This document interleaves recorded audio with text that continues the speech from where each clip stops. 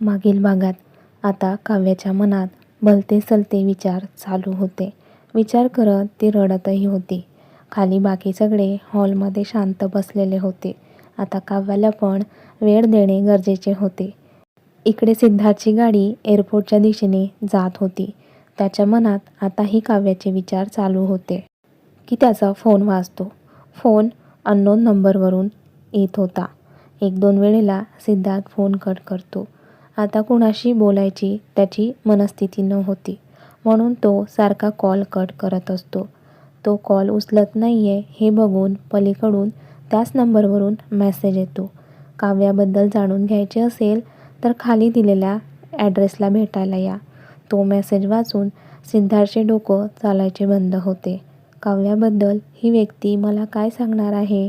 मला ज्या गोष्टी जाणून घ्यायच्या होत्या त्या गोष्टींबद्दल तर नाही ना बोलत आहे ही व्यक्ती. विचार करून करून सिद्धार्थचे डोकं चालायचे बंद होते. त्याला कळतच नाही काय करावे.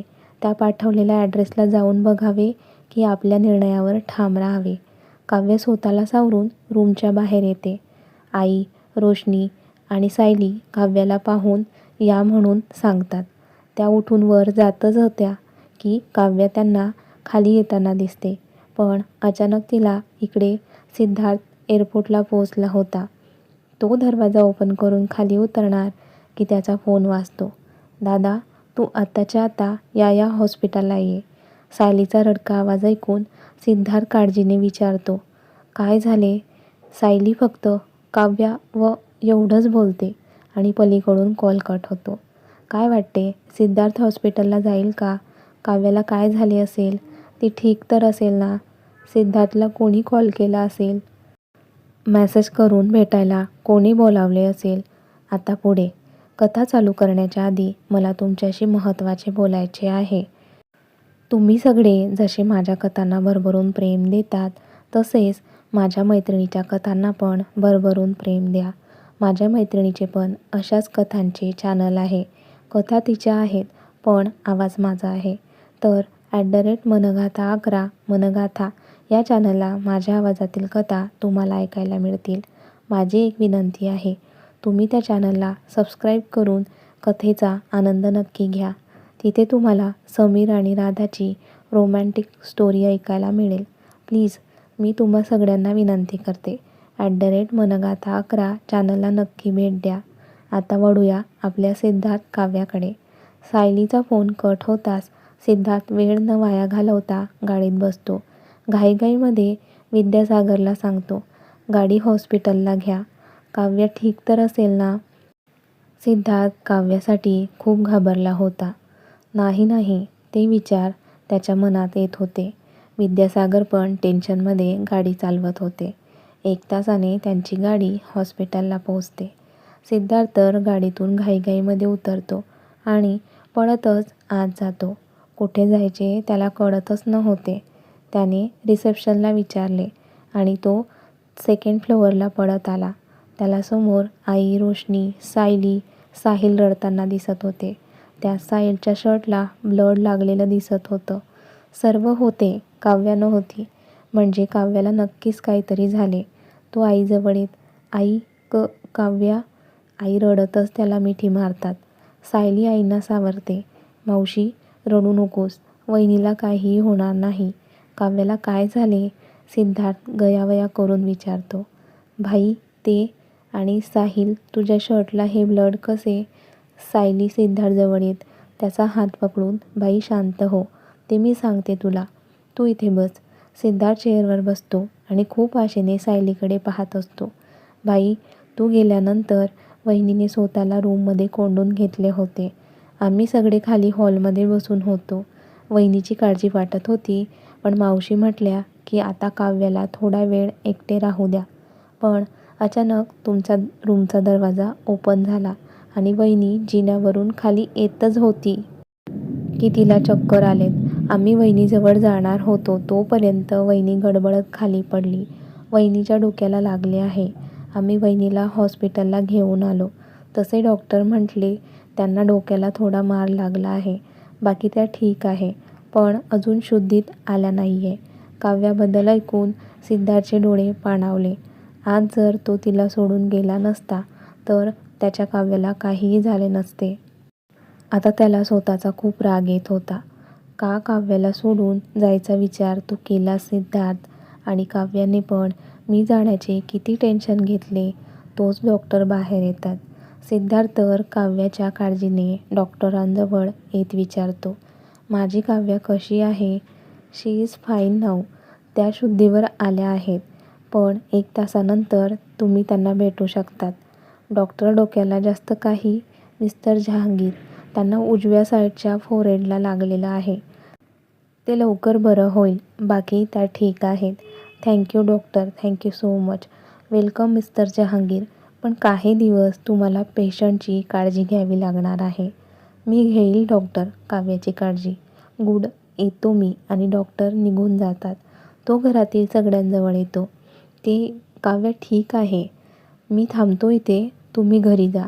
तो असे बोलताच आई उठून त्याच्यासमोर येऊन उभ्या राहतात.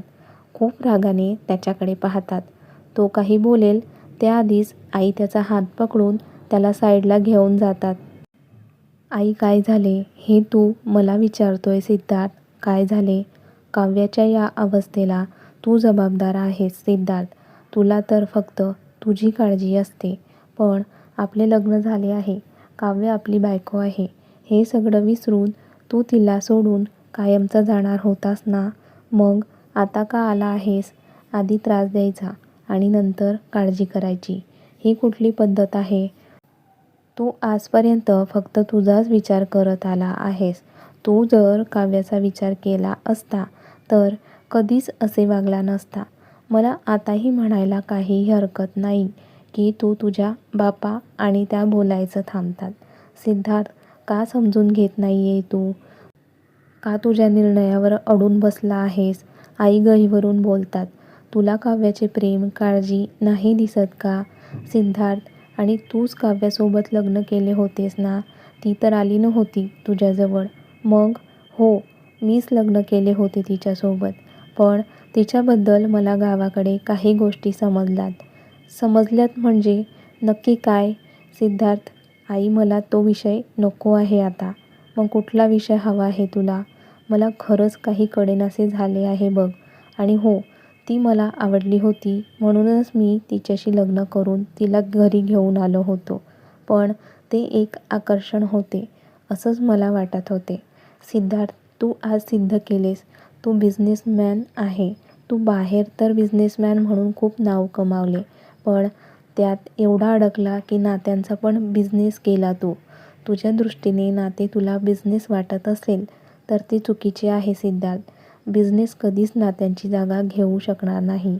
म्हणजे आजपर्यंत तू काव्याचा वापर करून घेतलास असंच काही म्हणावं लागेल मला. आई आता जे काही बोलत होत्या ते शब्द सिद्धार्थला टोचत होते. त्याला राग येत होता. पण राग व्यक्त तो करणार नव्हता. कारण त्याची आई बरोबर बोलत होती. आज तू बिझनेसमॅन म्हणून जिंकलास सिद्धार्थ जहांगीर. पण नात्याच्या बाबतीत म्हणशील तर तू हरला तिथे. एका मुलीने तुझ्यावर निरागसपणे प्रेम केले. तुझा त्रास सहन करून ती तुझ्यावर प्रेम करत होती. हे तुला कधीच दिसले नाही सिद्धार्थ. मी तुला एकच प्रश्न विचारेल. फक्त काव्याच तुझ्यावर प्रेम करत होतीस की तू पण काव्यावर प्रेम करत होतास? तुझ्या वागण्यातून कधी कधी ते प्रेम दिसत होते सिद्धार्थ. पण ते तू मानायला तयार नव्हता. आणि जिंकायचे म्हणशील तर तुझ्या कामाच्या बाबतीत तू जिंकलास.